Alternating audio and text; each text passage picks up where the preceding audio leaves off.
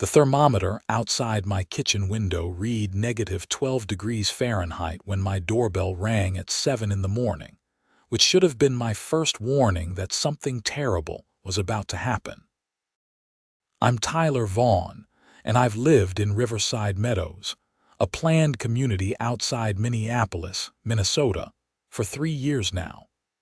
It was February 2025, and we were experiencing one of the worst cold snaps in recent memory. The kind of cold that makes your nose hairs freeze instantly when you step outside. The kind of cold that can kill you if you're not careful. I work as an HVAC inspector for Hennepin County, which means I know everything about heating systems, building codes, and what happens when people don't have proper heating during weather like this. I was still in my bathrobe when I opened the door, coffee mug in hand, expecting maybe a package delivery or a neighbor needing help. Instead, I found Brenda Hutchins standing on my porch, clipboard clutched to her chest like a shield. Her expression twisted into that particular look of righteous indignation that only HOA board presidents can truly master. Brenda was 52 years old, wore her blonde hair in that aggressive bob haircut that screamed, "I want to speak to the manager," and had been making my life incrementally more difficult since she took over the HOA board 18 months ago. She wore a puffy white coat that made her look like the Michelin Man, and her breath came out in great clouds of vapor. "Mr. Vaughn," she said, not bothering with pleasantries, "I'm here on official HOA business. Brenda, it's 7 in the morning and -12 outside. Can this wait?" "No, it cannot." She consulted her clipboard, though I suspected she had whatever she was about to say memorized. "I've received complaints about the noise coming from your property." I blinked at her, genuinely confused. What noise? The constant humming and mechanical sounds. "Several neighbors have reported it. I've investigated, and I've determined it's coming from that unit on the side of your house." She gestured toward the east side of my property. "The one that wasn't there when you moved in," understanding dawned. She was talking about my backup furnace system, a secondary heating unit I'd installed last year. As an HVAC inspector, I knew better than most that redundancy in heating systems wasn't just smart, it was potentially life-saving during weather like this. "That's my backup heating system," I explained, trying to keep my voice level. "It's perfectly legal and within code. It's unsightly, and according to Section 12, Paragraph 4 of our HOA bylaws, any external modifications to properties must be approved by the board before installation." "You never submitted an application." I felt my jaw tighten. This was technically true, but I'd installed it during an emergency situation last winter when my main furnace had failed. I'd meant to file the paperwork afterward and had honestly forgotten. Still, this seemed like an absurd thing to be dealing with during a potentially deadly cold snap. "Brenda, we can discuss this when it's warmer. Right now, I need that backup system. My main furnace is working overtime in this cold, and if it fails, I need the backup to keep my pipes from freezing." "That's not my concern," she said, and I saw something calculating in her eyes. "The bylaws are clear. Unapproved external modifications must be removed immediately, or the HOA will remove them and bill you for the cost. You have until noon today." "Until noon? Are you insane?" "It's -12 degrees outside. The bylaws don't make exceptions for weather, Mr. Vaughn. Noon today, or we'll take action." She turned on her heel and marched back down my driveway, leaving me standing there in my bathrobe, cold air pouring into my house. I closed the door and stood there for a moment, processing what had just happened. Brenda had always been a stickler for rules, but this was beyond petty. This was dangerous. I pulled out my phone and called my neighbor, Rick Morrison, who lived 2 doors down and had always seemed like a reasonable guy.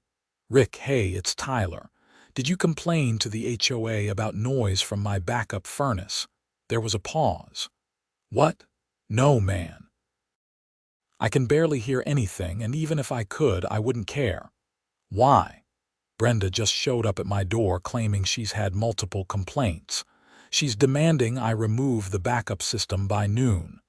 That's crazy. Does she know what the temperature is? Tyler, seriously, I didn't complain. And I can't imagine who would. Most people are just trying to stay warm. I thanked him and hung up, then spent the next hour calling the 4 other houses that were close enough to potentially hear my backup system. None of them had complained. 2 of them didn't even know what I was talking about. One of them, Gladys Peterson, an elderly woman who lived alone, actually thanked me for reminding her to check her own furnace. This wasn't about noise complaints. This was about Brenda flexing her power, and she'd picked the worst possible time to do it. I got dressed and went to my home office, pulling out the HOA bylaws. I knew building codes inside and out, but I'll admit I hadn't paid as much attention to the HOA rules as I should have. I found the section Brenda had mentioned. She was technically correct that external modifications required approval, but there was also an emergency exemption clause that I could potentially invoke. The problem was that the emergency had been last year, not now. At 9 o'clock, my phone rang. It was my supervisor, Janet Reeves. Tyler, I've got a situation. We've got reports coming in about buildings all over the county with heating failures. This cold is pushing systems beyond their limits. I need you to run inspections on 3 apartment complexes today. People are at risk. I'm on it, I said, already grabbing my work bag. Text me the addresses. Thanks. And Tyler, be careful out there. This isn't just cold, this is dangerous. I knew she was right. At these temperatures, homeless individuals were at extreme risk, but even housed people could be in danger if their heating systems failed. Children, elderly folks, anyone with compromised health could face serious consequences from prolonged cold exposure. I was heading out the door when I noticed a piece of paper stuck to it. An official HOA notice stating that since I hadn't responded to Brenda's morning visit, the board was authorizing immediate action. They would be sending someone to remove my backup heating unit at noon, as stated. I called Brenda directly. It went to voicemail. Brenda, this is Tyler Vaughn. I need you to understand something. What you're doing isn't just a violation of common sense, it's potentially dangerous. I work as an HVAC inspector for the county, and I'm telling you that removing backup heating systems during weather like this is reckless. Call me back. No response. I had 3 apartment buildings to inspect, and people's lives potentially depended on those inspections. I couldn't stay home to argue with an overzealous HOA president, but I also couldn't let her remove essential equipment from my property. I made a decision that, in retrospect, was probably the only one I could make. I called a locksmith and had him come out to install a lock on the gate that led to the side of my house where the backup furnace was located. It was my property, and until there was a court order, I had every right to secure it. The locksmith, a guy named Pete who I'd worked with on various projects, showed up within 30 minutes. Rough morning, he asked, noting my expression. HOA trouble? Say no more. I've seen some wild stuff with these associations.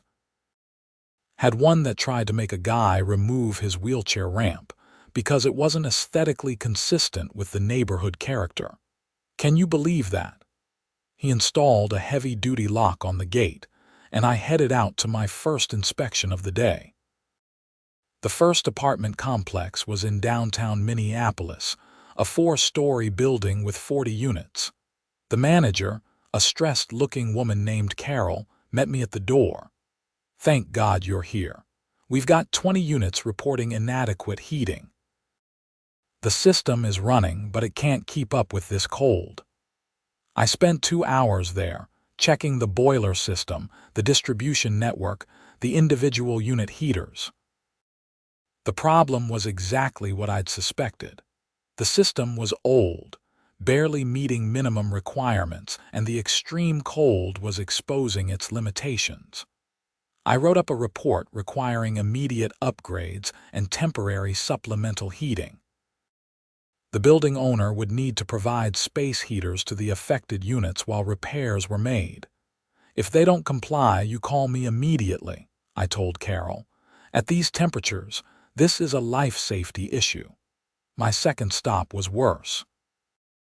A low-income apartment building on the north side where the boiler had failed completely. Residents were huddling in common areas, wrapped in blankets. Some had moved in with relatives. A mother with 3 small children was crying when I arrived. "We can't stay here," she said. "But we have nowhere else to go." I made calls to the city's emergency services, getting them to open warming centers and arrange temporary housing. I tagged the building, meaning it was legally uninhabitable until repairs were made. The owner would face serious fines, possibly criminal charges if anyone had been seriously hurt. It was nearly 1 o'clock when I finally checked my phone. 7 missed calls from numbers I didn't recognize. 3 voicemails. I listened to the first one while sitting in my truck, heater blasting. "Mr. Vaughn, this is Brenda Hutchins. I came by your property at noon as stated. You've installed a lock preventing access to the unauthorized equipment. This is a violation of HOA rules and will result in additional fines. You will be billed for the locksmith's time today, as well as for a future visit. You have until 5 p.m. to remove the lock and the equipment, or will be forced to take legal action." The second voicemail was from someone named Darren Sheffield, who identified himself as the HOA's attorney. His message was more measured but equally threatening. The third voicemail made my blood run cold. "Tyler, this is Rick. Brenda just went door to door showing people some bylaw about neighborhood safety. She's claiming your backup furnace is dangerous and that you're being belligerent. She's got people worked up. Thought you should know." I called Rick back immediately. "What exactly did she say?" "She's telling people that your backup system isn't up to code and that it could cause a fire or gas leak that would endanger the whole neighborhood. She's got this whole presentation put together. Tyler, people are scared. She's making you sound like a maniac." "That's completely false. My system is absolutely up to code. I installed it myself, and I literally inspect these systems for a living." "I know, man, but she's convincing." "You know how she is." I did know. Brenda had a talent for manipulation, for presenting things in ways that made her seem reasonable and her opponents seem dangerous. I'd seen her do it before, usually over minor issues like lawn care or fence colors. But this was different. I drove to my third inspection site, a senior living facility in Edna. The heating system there was functioning but struggling, and I spent another 2 hours going through everything, making recommendations, checking that vulnerable residents were safe. By the time I finished, it was nearly 4 o'clock. The sun was already setting, and if anything, the temperature had dropped further. My weather app showed -15 degrees, with a wind chill of -35. I drove home to find a small crowd gathered in the street outside my house. Maybe 15 people, all neighbors, all bundled up against the cold. Brenda stood at the center of them, still holding her clipboard. I parked in my driveway and got out, and the crowd's attention immediately shifted to me. "Tyler," Brenda called out, her voice carrying that false sweetness that made my teeth ache. "We need to talk about your dangerous equipment." I walked toward the group, noticing familiar faces. Rick was there, looking uncomfortable. Gladys Peterson, the elderly woman I'd spoken to that morning, The Chens from across the street. The Martinez family from the corner house. My equipment isn't dangerous, I said clearly, making sure everyone could hear. I'm an HVAC inspector for Hennepin County. I installed that backup system myself, and it's completely up to code. So you say, Brenda countered, but you never had it inspected by the HOA's approved contractors. How do we know it's safe? Because I'm literally a licensed inspector. It's my job to know these things. That's a conflict of interest, Brenda said, and I could see some of the neighbors nodding. You can't inspect your own work. She had a point, technically, though it was a small one. In my professional capacity, I didn't inspect my own installations. But this was my personal property, and I'd followed all the same codes and requirements I would enforce on any job. Fine, I said. I'll have another inspector come out and verify it. But that's not going to happen today, and I'm not removing essential heating equipment during a dangerous cold snap. The bylaws are clear, Brenda said, holding up her clipboard like it was a holy text. Unapproved modifications must be removed. The safety of the community comes first. The safety of the community. Brenda, it's negative 15 degrees.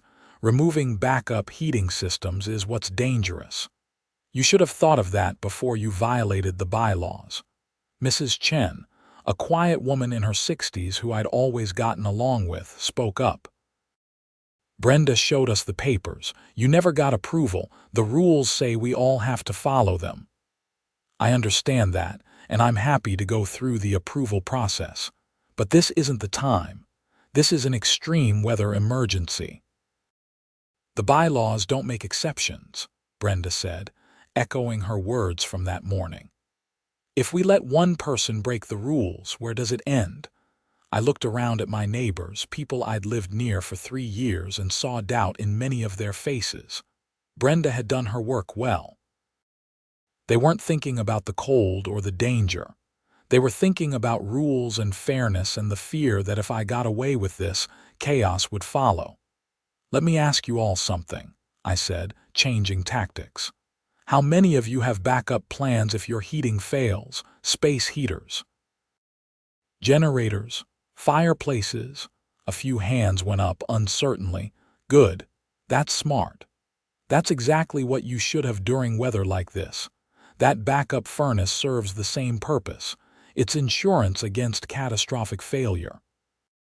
And I'm telling you, as someone who spent today inspecting failing heating systems all over the county, you should hope you never need your backup plans. But you should be glad you have them. That's not the point, Brenda interrupted. The point is that you broke the rules.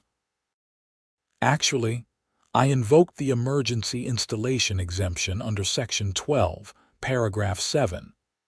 I had a heating emergency last winter, installed the backup system, and had every intention of filing the proper paperwork. I'll admit I forgot, and that's on me. But the system is legal, it's safe, and it stays until this cold snap is over.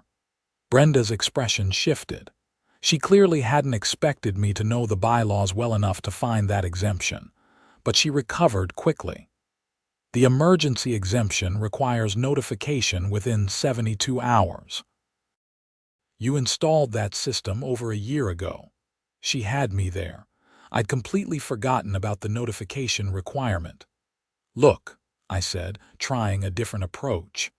Can we all just agree that we'll sort this out when it's not life-threateningly cold outside? I'll go through whatever approval process you want. I'll pay any reasonable fines. But let's not do something potentially dangerous because of a paperwork dispute. Rules are rules, Tyler, Brenda said, and I saw something almost gleeful in her eyes. She was enjoying this. The power, the attention, the drama of it all. Rick stepped forward. Brenda, come on. Tyler's right. It's too cold for this. Let's table it until next week. The board has made its decision, Brenda said firmly.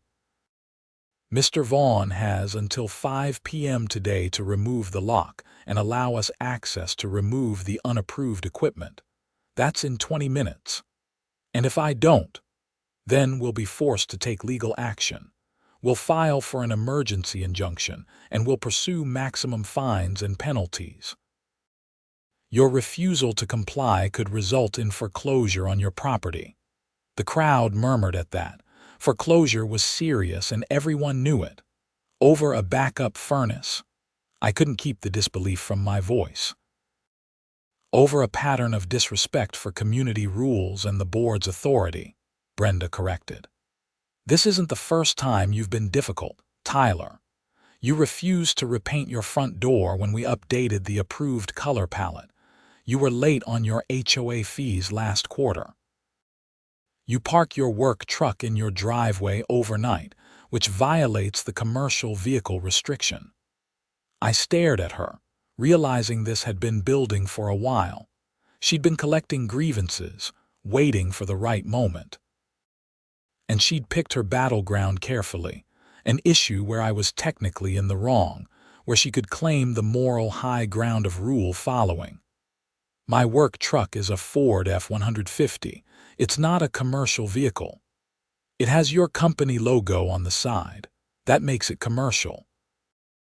That's not what the bylaw means, and you know it. That's for the board to decide. I looked around at my neighbors again, seeing them shift uncomfortably. They were cold, they wanted to go inside, and they didn't want to be part of this conflict. Fine, I said. File your injunction. Take your legal action. But I'm not removing that equipment today. Not during this cold. Call it civil disobedience if you want. Brenda's smile was thin and cold. You'll regret this. The crowd dispersed quickly after that, everyone hurrying back to their warm houses. Rick lingered for a moment. Tyler, man, I think you're right, but Brenda's got the board behind her and she's not going to let this go. I know, but I can't back down on this. It's not just about me, it's about principle. What she's doing is dangerous and stupid. Yeah. Well, good luck, you might need it. I went inside, locked my doors, and made myself dinner while thinking through my options. I could remove the backup furnace, comply with Brenda's demands, and hope that my main heating system held up through the cold snap. But that felt wrong on every level. As an HVAC inspector, I knew the risks. Systems were failing all over the county. The extreme cold was pushing equipment beyond its design limits.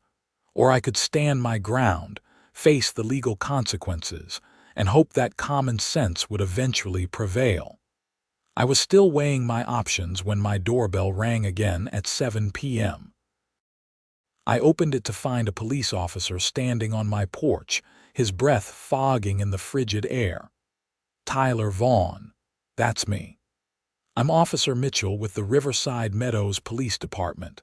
I've received a complaint about a dispute with your homeowners association. Mind if I come in? It's freezing out here. I let him in and he stomped his feet to knock off the snow. Thank you. Okay, so I've got to be honest with you. I think this is ridiculous. But your HOA president, Brenda Hutchins, filed a complaint saying you've locked them out of your property and are refusing to comply with an order to remove equipment. Is that accurate? Partially. There's more context. I explained the situation. The backup furnace, the lack of paperwork, the extreme cold, the potential danger of removing heating equipment during the coldest weather of the year. Officer Mitchell listened, nodding occasionally. When I finished, he sighed. Look, between you and me, I think she's being unreasonable. But technically, if the HOA bylaws give them the authority to remove unapproved modifications, and you're preventing access, that could be considered obstruction. I'm not here to arrest you or anything, he added quickly, seeing my expression. I'm just here to document the complaint and try to mediate if possible. I work for the county as an HVAC inspector, I told him. I spent today inspecting failing heating systems. I saw families with small children in freezing apartments. This cold is dangerous, officer. That backup system isn't just about property values or bylaws. It's potentially a life safety issue. I understand. And for what it's worth, I agree with you. But the law doesn't always care about common sense. Is there any compromise here? Could you let them inspect the system instead of removing it? That was actually reasonable. I'd be fine with that, but Brenda's not interested in compromise. She wants it gone. Let me call her, see if I can talk some sense into her. Officer Mitchell stepped outside to make the call, and I could hear his muffled voice through the door. He came back in a few minutes later, looking frustrated. She's insisting on removal. Says it's a safety hazard and the bylaws are clear. I told her about the weather, about your concerns, about the fact that you're literally a heating system inspector. She doesn't care. She says if you don't remove it by 9 p.m. tonight, she'll file for an emergency court order first thing tomorrow morning. Let her. Officer Mitchell looked at me carefully. You sure about that? Court orders aren't jokes. If a judge rules against you, you could be looking at serious fines. Contempt charges, even property liens. I'm sure. I'll take my chances with a judge. I think most reasonable people would understand my position. Okay, I'll include that in my report. But Tyler, be careful. I've seen HOA disputes get ugly. People lose their homes over this stuff. After he left, I spent some time researching HOA law in Minnesota. What I found wasn't encouraging. HOAs had broad authority, and courts generally deferred to their bylaws unless they were clearly unconstitutional or violated state law. My emergency installation exemption might help, but the fact that I'd failed to notify the board within 72 hours was a problem. I called my own lawyer, a guy named Tom Richardson who'd helped me with my house purchase. Tyler, I'm going to be straight with you. You're probably going to lose this fight legally. You violated the notification requirement, which means your emergency exemption is void.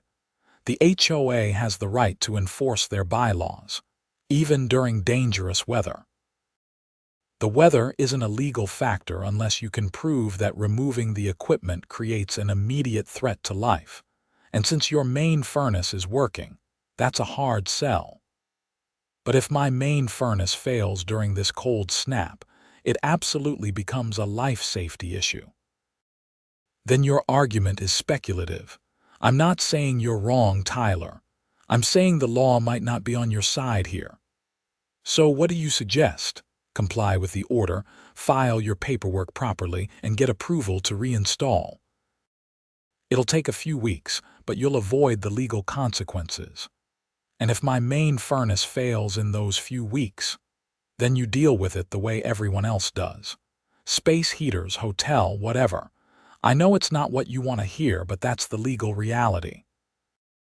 I thanked him and hung up, feeling more frustrated than ever. The legal system was going to side with bureaucratic procedure over common sense and safety. I understood why these rules existed, understood the need for order and standardization. But this was absurd. I didn't sleep well that night. I kept waking up, checking the temperature, checking my furnace, thinking about all the things that could go wrong. The next morning, Friday, the temperature had dropped to -18. My weather app showed it staying below 0 for the next 5 days. At 8 a.m., my doorbell rang. This time it was a process server, delivering court papers. Brenda had made good on her threat. The HOA was seeking an emergency injunction to force removal of my backup furnace, along with fines, penalties, and recovery of their legal costs. The hearing was scheduled for Monday morning at 10 a.m. I went to work, conducting more inspections. 3 more buildings with failing heat, more families in crisis, more evidence that backup systems weren't just nice to have, they were essential during weather like this. On Saturday morning, my main furnace started making a noise I didn't like. A grinding, laboring sound that told me the cold was pushing it to its limits. I went down to the basement to inspect it, and what I found wasn't good. The heat exchanger was showing signs of stress. The blower motor was running hot. The system was working, but barely, and it was only a matter of time before something gave out.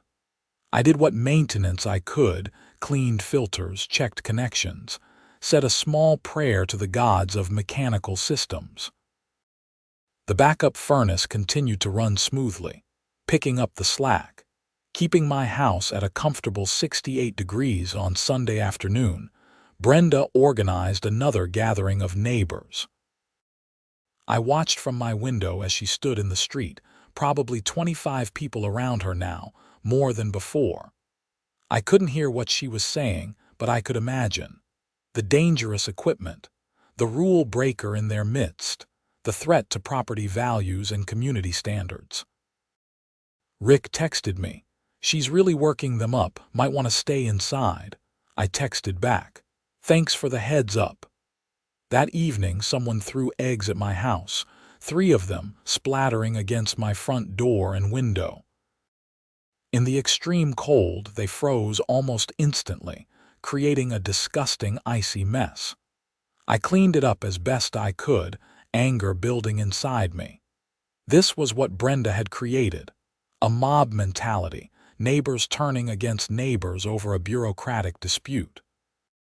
I filed a police report about the vandalism, but Officer Mitchell was apologetic when he came out. "Without witnesses or video, there's not much we can do. Could have been kids, could have been anyone. It was someone Brenda riled up. Probably, but probably isn't evidence. I'll increase patrols in the area, but that's about all I can do. How are you holding up?" "I've been better. This whole thing is insane." "Yeah, for what it's worth, I think she's taking this way too far, but she's got people convinced you're the problem." Monday morning arrived cold and clear. -16 degrees. I put on my best suit and drove to the Hennepin County Courthouse in downtown Minneapolis. The hearing was in a small courtroom on the 3rd floor before Judge Patricia Morrison. Brenda was there with the HOA's attorney, Darren Sheffield, a sharp-dressed man in his 40s who looked like he ate nails for breakfast. I had Tom Richardson beside me, looking less confident than I would have liked.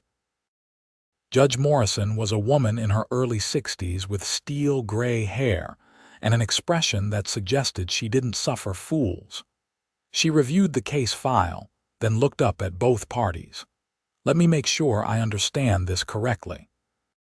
We're here because Mr. Vaughn installed a backup heating system without proper HOA approval, and the HOA wants it removed. Is that the essence of it?" "Yes, Your Honor," Sheffield said. "The bylaws are clear about unapproved modifications, and Mr. Vaughn has refused to comply despite multiple requests and opportunities." "Your Honor," Tom interjected, "my client attempted to invoke the emergency installation exemption, and there are extenuating circumstances related to the current extreme weather." "I've read the exemption clause," Judge Morrison said. "It requires notification within 72 hours. "Mr. Vaughn, when did you install this system?" I stood. 14 months ago, Your Honor, during a heating emergency when my main furnace failed." "And when did you notify the HOA?" "I didn't, Your Honor. I intended to file the paperwork and forgot." "That's my fault, and I take responsibility for it. But I'd like to point out that we're currently experiencing dangerous cold, and my main furnace is showing signs of stress. The backup system is a legitimate safety measure. Your main furnace is currently functional though, correct?" "Yes, Your Honor." "Then I'm not seeing an immediate safety concern. Mr. Richardson, do you have any case law supporting your client's position?" Tom went through his arguments, but I could tell we were losing. Judge Morrison kept coming back to the same points. I'd violated the bylaws, failed to follow proper procedures, and my emergency exemption was void due to lack of notification. Sheffield was smooth and prepared, presenting the HOA's case with precision. He painted me as a scofflaw, who thought the rules didn't apply to him, someone who'd repeatedly violated HOA regulations and showed contempt for his neighbors. After an hour of arguments, Judge Morrison made her ruling. "Mr. Vaughn, I understand your concerns about the cold weather, and I acknowledge that you work in a field that gives you expertise regarding heating systems. However, the law is clear. You violated the HOA bylaws, your emergency exemption is void, and the HOA has the authority to enforce their regulations. I'm granting the injunction. You have 48 hours to remove the backup heating system. If you fail to comply, the HOA is authorized to remove it themselves and bill you for the costs. Additionally, I'm ordering you to pay the HOA's legal fees in this matter, which I calculate at $4,500. Do you understand?" "I understand, Your Honor. But I'd like to note my strong objection. This ruling prioritizes bureaucracy over safety." Judge Morrison's expression hardened. "Mr. Vaughn, I've made my ruling. If you believe the HOA bylaws are unjust, you can work through proper channels to change them. But you don't get to simply ignore them because you disagree. 48 hours. This hearing is adjourned." I walked out of the courthouse feeling like I'd been punched in the gut. $4,500 in legal fees, plus whatever it would cost to remove and potentially reinstall the backup furnace, and all of it because I'd forgotten to file paperwork. "I'm sorry, Tyler," Tom said. "I told you the law probably wasn't on your side." "I know. Thanks for trying." I drove back to Riverside Meadows, trying to figure out my next move. 48 hours meant I had until Wednesday morning. The forecast showed the cold continuing through the weekend at least. My main furnace was struggling. This was a disaster. When I got home, I found a notice on my door from Brenda, already updated with the court's ruling, informing me that failure to comply would result in the HOA removing the equipment on Wednesday at 10 a.m. There was a gleeful tone to the writing that made my blood boil. I went down to check my main furnace again. The grinding noise was worse. I pulled out my diagnostic equipment and ran a full check. The heat exchanger was developing stress cracks, not dangerous yet, but concerning. The blower motor was running 20% above normal temperature. At this rate, I gave it maybe 3 more days before something failed catastrophically. 3 days. Right in the middle of the worst cold snap in years. I made a decision that probably wasn't smart but felt necessary. I called the local news. The reporter who called me back was named Sarah Chen, and she sounded intrigued by the story. "Let me get this straight. Your HOA is forcing you to remove backup heating during record-breaking cold, even though you're a county heating inspector." "That's correct. I violated their bylaws by not filing proper paperwork, but the timing of their enforcement is dangerous." "That's quite a story. Can I come out and interview you?" "Please do." Sarah arrived that afternoon with a cameraman. I explained the whole situation on camera, showed them the backup furnace, explained my concerns about safety. I probably came across as defensive and angry, but it was honest. "Have you reached out to the HOA for comment?" I asked. "We will. This is definitely newsworthy, especially with the cold. We'll probably run it tonight." The story aired on the 6 o'clock news. Sarah did a good job presenting both sides, interviewing Brenda, who stuck to her rules are rules position, and including footage of me explaining the safety concerns. The news anchor, a well-known local personality named Mark Stevens, editorialized at the end. "It seems like a little common sense might be in order here. Yes, Mr. Vaughn should have filed his paperwork, but forcing the removal of backup heating during dangerous cold seems like an overreaction. We'll follow this story as it develops. My phone started ringing almost immediately. Neighbors I hadn't spoken to in months, calling to express support or outrage, depending on their position. Rick called to say that public opinion in the neighborhood was shifting, that people were starting to question Brenda's judgment. But Brenda herself was undeterred. She issued a statement to the news that evening, doubling down. The Riverside Meadows HOA exists to maintain property values and community standards. We cannot make exceptions to our bylaws simply because someone has a compelling story. Mr. Vaughn had over a year to comply with proper procedures. His failure to do so is not our responsibility. Tuesday brought a new development. I arrived at work to find a message from my supervisor, Janet, asking me to come to her office. "Tyler, I saw the news last night. Is everything they reported accurate?" "Yes. The HOA is forcing me to remove my backup furnace despite the cold." She leaned back in her chair, thinking. "You know, this actually creates an interesting situation. You're a county HVAC inspector.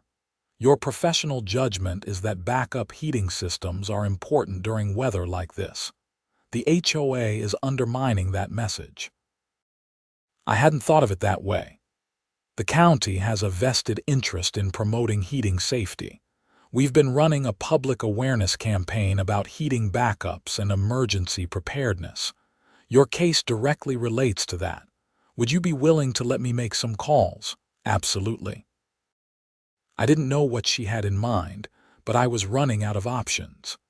That evening, my main furnace made a sound like a dying animal, a screech of metal on metal. I rushed downstairs to find the blower motor smoking. I killed the power immediately, letting the system cool down. I called a colleague from work, another HVAC inspector named Marcus, to come give me a second opinion. "Man," Marcus said after examining the system, "this thing is on its last legs. That blower motor is done. You need a replacement and good luck finding one in this weather. Every HVAC company in the state is backed up with emergency calls. How long do I have? I'd give it another day, maybe 2 if you're lucky. And that's assuming nothing else fails first.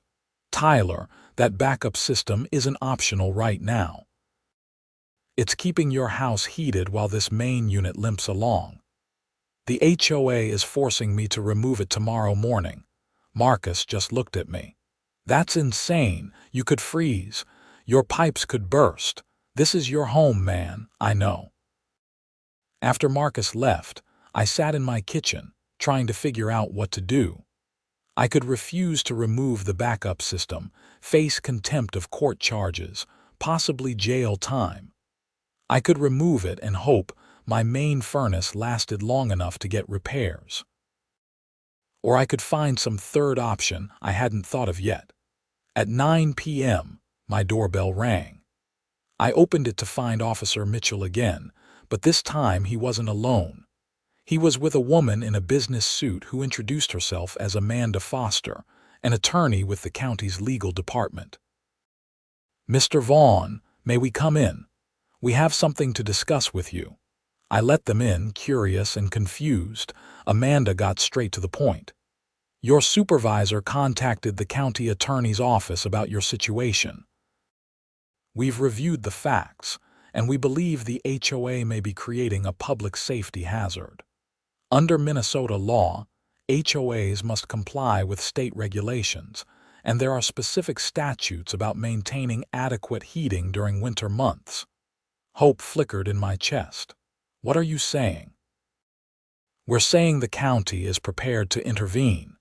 We can file for an emergency order blocking the removal of your heating system on public safety grounds. It's unusual, but these are unusual circumstances." "Why would the county do this for me?" "It's not just for you," Amanda said. "It's about precedent. If HOAs can force the removal of backup heating systems during emergencies, that sets a dangerous standard. We have a responsibility to protect public health and safety. Officer Mitchell spoke up. There's more. I've been doing some checking on your HOA president, Brenda Hutchins. Did you know she had a similar dispute with another homeowner 2 years ago? Guy named Paul Chen made him remove a generator he'd installed without permission. I didn't know that. Yeah. Middle of summer, so no emergency, but the guy needed the generator for medical equipment. His wife has severe asthma, needs a nebulizer. Brenda didn't care, made him remove it, and when he couldn't get approval fast enough, his wife ended up in the hospital during a power outage. I felt sick. That's horrible. It gets worse. The Chens ended up selling their house and moving, but they filed a complaint with the state about the HOA's handling of the situation. That complaint is still open, and when I started digging, I found 3 other similar cases. Brenda has a pattern of inflexible, arguably dangerous enforcement of HOA rules. Amanda picked up the thread. We contacted the Minnesota Department of Commerce, which oversees HOAs. They're very interested in your case. Combined with the other complaints, there may be grounds for an investigation into whether Riverside Meadows HOA is operating in compliance with state law. So, what happens now? Now we file our emergency order first thing tomorrow morning. We'll argue that removing backup heating during extreme cold weather constitutes an immediate threat to health and safety. We should get a hearing by noon. What if we lose? Then you're in the same position you're in now, but I don't think we'll lose. The facts are on our side, and judges tend to err on the side of safety in cases like this. They left, and I spent another sleepless night, hoping that the county's intervention would make a difference. Wednesday morning came, still brutally cold, -14 degrees. I got dressed and headed to the courthouse, meeting Amanda Foster outside. "Ready?" she asked. "As I'll ever be." This hearing was before a different judge, Judge Robert Keene, an older man with a reputation for no-nonsense rulings. Brenda was there again with Sheffield, and both of them looked annoyed at this new development. "Your Honor," Amanda began, "the county is intervening in this matter on public safety grounds. Minnesota Statute 504B.161 requires all residential properties to maintain adequate heating during winter months, defined as the ability to maintain at least 68 degrees Fahrenheit. Mr. Vaughn's main heating system is failing, as documented by an independent inspection conducted yesterday. The backup system in question is currently the primary thing keeping his home heated to legal standards." Sheffield objected. "Your Honor, this is a gross overreach by the county. Mr. Vaughn violated HOA bylaws. The previous court already ruled on this matter." "The previous court didn't have full information about the condition of Mr. Vaughn's primary heating system," Amanda countered. "This isn't about HOA bylaws. This is about preventing a potential health and safety crisis." Judge Keene reviewed the documents Amanda had submitted, including Marcus's inspection report. He looked up, his expression serious. "Miss Foster, are you telling me that without the backup system, Mr. Vaughn's home would likely fall below legally required heating levels?" "That's exactly what I'm saying, Your Honor. His main furnace could fail at any time. Parts are backordered due to the extreme cold. Without the backup, he could be without heat entirely in sub-zero temperatures." "Mr. Sheffield, how does the HOA respond to this?" Sheffield looked uncomfortable. "Your Honor, Mr. Vaughn's heating problems are not the HOA's responsibility. He should have maintained his equipment properly." "His equipment is over 15 years old," Amanda shot back. "It's failing due to extreme weather, not neglect." And regardless of whose responsibility it is, the fact remains that removing the backup system creates an immediate safety hazard. Judge Keene thought for a moment. I'm going to rule from the bench on this. Miss Foster is correct that public safety trumps HOA bylaws. Mr. Vaughn, you will not be required to remove your backup heating system while temperatures remain below zero. However, he held up a hand as I started to feel relief. This is a temporary order. Once temperatures rise and the immediate danger passes, you will need to work with the HOA to either obtain proper approval for the system or remove it. Do you understand? Yes, Your Honor, thank you. And Miss Hutchins, Judge Keene turned to Brenda. I'm troubled by what I'm hearing about the HOA's enforcement practices. The court understands the need for rules and order, but rules must be applied with common sense. Forcing the removal of heating equipment during record cold is not reasonable. I'm ordering the HOA to stay any enforcement action against Mr. Vaughn's backup heating system until temperatures have been consistently above 32 degrees for at least 1 week. At that point, the parties can work out a reasonable timeline for compliance. Brenda's face was red. Your Honor, this sets a terrible precedent. If people can just ignore the rules whenever it's inconvenient, Miss Hutchins, Judge Keene interrupted, his voice sharp. I've made my ruling, and I'd suggest you reconsider your enforcement priorities. This court will not look favorably on HOAs that prioritize aesthetics over safety. We're done here. We left the courtroom, and I felt like I could breathe for the first time in days. Amanda smiled. Good outcome. But Tyler, you need to understand this is temporary. Once the weather clears, you'll need to deal with the HOA. I know, and I will, properly this time. But the story wasn't over. That afternoon, a news van from a different station showed up in Riverside Meadows. Then another. The story had gone viral. HOA forces heating inspector to choose between rules and safety during record cold. It was exactly the kind of story that resonated with people, especially during winter. By evening, Brenda was getting torn apart on social media. The HOA's Facebook page was flooded with angry comments. People were calling for her resignation. Someone had created a petition demanding that the board remove her as president. On Thursday, my doorbell rang again. This time it was Gladys Peterson, the elderly neighbor I'd spoken to earlier in the week. Tyler, dear, I wanted to apologize. I was at that meeting where Brenda was talking about your furnace being dangerous. I believed her. I'm sorry. She was manipulating all of us. It's okay, Mrs. Peterson. She's very convincing. No, it's not okay. I should have known better. You've always been a good neighbor. Anyway, I wanted you to know that some of us are organizing. We're calling for a special meeting to recall Brenda from the board. Would you support that? Absolutely. What do you need from me? Just your signature on the petition. We need 20% of homeowners to call for a recall vote, and then we need a majority to remove her. I think we can get it. Over the next few days, the petition gathered signatures. Rick went door to door getting support. Even the Chens, who'd been sympathetic to Brenda initially, signed on. The story kept growing, with news outlets running follow-up pieces about HOA overreach and the balance between rules and common sense. On Friday evening, exactly 1 week after Brenda had first appeared at my door, the Minnesota Department of Commerce issued a statement.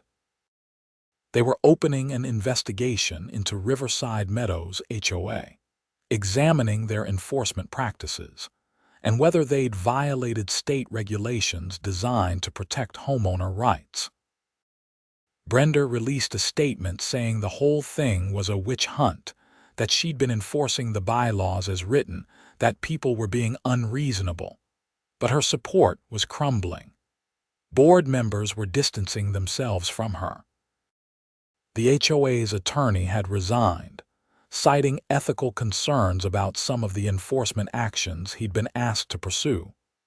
The recall meeting was held on a Tuesday evening, 2 weeks after the initial confrontation. The community center was packed, easily 100 homeowners crammed into a space meant for 60. The temperature had finally risen above zero, though it was still bitterly cold. Rick had agreed to moderate the meeting, keeping things orderly. Brenda sat at the front, her expression defiant. "We're here to vote on recalling Brenda Hutchins as HOA president," Rick began. "Before we vote, both sides will have a chance to speak." "Brenda, you have 5 minutes." Brenda stood, and I could see the strain in her face. "I've served this community for 18 months as board president. I've worked tirelessly to maintain our property values and our standards. Yes, I enforce the bylaws strictly. That's my job. Mr. Vaughn violated those bylaws, and I took appropriate action. The fact that he used the media to create sympathy for himself doesn't change the fact that he broke the rules. If you recall me, you're sending a message that the bylaws don't matter, that anyone can do whatever they want. Is that really the community you want to live in?" There was some scattered applause, but not much. Rick called on me next. "I don't have much to add that hasn't already been said," I began. "Yes, I should have filed the proper paperwork for my backup furnace. I made a mistake, and I own that. But Brenda's response wasn't about enforcing rules. It was about power. She chose the coldest week of the year to force a confrontation. She ignored safety concerns. She manipulated neighbors into thinking I was dangerous, and when I look at her history, I see a pattern. Other homeowners forced to remove safety equipment. Rigid, inflexible enforcement that prioritizes appearance over substance. That's not leadership. That's tyranny on a small scale, and we don't have to accept it." The applause was much louder this time. Others spoke, both for and against the recall.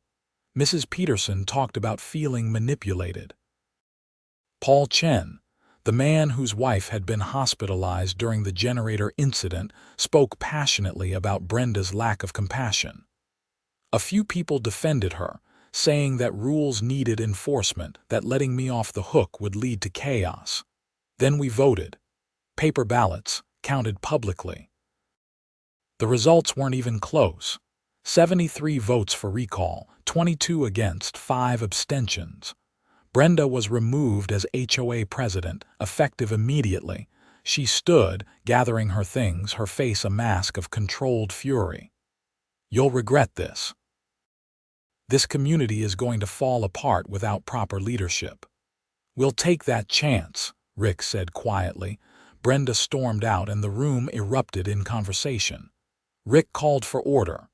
"Okay, we need to elect an interim president until the next regular election. Nominations." Several people were nominated. Mrs. Peterson declined, saying she was too old. I was nominated but declined as well, pointing out that I was at the center of too much controversy. Rick was nominated and accepted. He won the vote easily, and his first act as president was to make a motion. I move that we immediately approve Tyler Vaughn's backup heating system as compliant with HOA regulations, with the condition that he submit proper documentation within 30 days. All in favor?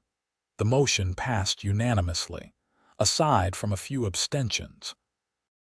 I also move that we review all of our enforcement policies and make sure they include provisions for emergency situations and common-sense exceptions. We need bylaws that protect our community without being inflexible. We'll form a committee to review and recommend changes. All in favor? That passed too. I went home that night feeling like a weight had been lifted. The backup furnace hummed quietly on the side of my house, and my main furnace, which I'd finally gotten repaired with a new blower motor, was running smoothly again. But the story still had one more chapter. 3 weeks later, the Department of Commerce completed their investigation of Riverside Meadows HOA. Their findings were damning. Brenda had been using HOA funds inappropriately, billing personal expenses to the association. She'd been accepting kickbacks from contractors in exchange for requiring homeowners to use specific companies for repairs. She'd been selectively enforcing rules against people she didn't like while ignoring violations by her friends. The state filed criminal charges: theft, fraud, and official misconduct. Brenda was arrested on a Thursday morning, and the mugshot made the news that evening. Her trial was 6 months later. I testified about her enforcement actions, about the pattern of behavior I'd experienced. Paul Chen testified about his wife's hospitalization. Other homeowners talked about the financial improprieties, the kickbacks, the favoritism. The jury found her guilty on all counts. She was sentenced to 18 months in prison and ordered to pay restitution of $47,000 to the HOA. The judge, a different one this time, made some remarks at sentencing that stuck with me. "Miss Hutchins, you were given a position of trust within your community. You abused that trust in multiple ways. You used your authority to bully people, to enrich yourself, and to put homeowners at risk. Your rigid enforcement of rules masked deeper corruption. The court hopes that your time in prison gives you an opportunity to reflect on the difference between leadership and tyranny." I ran into Brenda one last time before she reported to prison. It was at a coffee shop in downtown Minneapolis, completely by chance. We made eye contact across the room, and for a moment I thought she'd just ignore me, but she walked over. "I suppose you're happy," she said. "Not particularly. I didn't want any of this. I was just doing my job, enforcing the rules." "No, Brenda, you were on a power trip. There's a difference." She looked at me for a long moment, and I saw something crack in her facade. Regret, maybe, or just exhaustion. "Maybe you're right. Maybe I took it too far." She paused. "That backup furnace of yours, did it end up mattering?" "Yes. My main furnace failed 3 more times that winter. Without the backup, I would have been in serious trouble." She nodded slowly. "I'm sorry. For what it's worth, I'm sorry." Then she turned and walked away, and I never saw her again. Rick turned out to be an excellent HOA president. He reformed the bylaws, adding common-sense exceptions and emergency provisions. He created a transparent budget process that prevented the kind of financial shenanigans Brenda had engaged in. Property values in Riverside Meadows actually went up because people wanted to live in a community with reasonable governance. I submitted all the proper paperwork for my backup furnace, which was approved unanimously.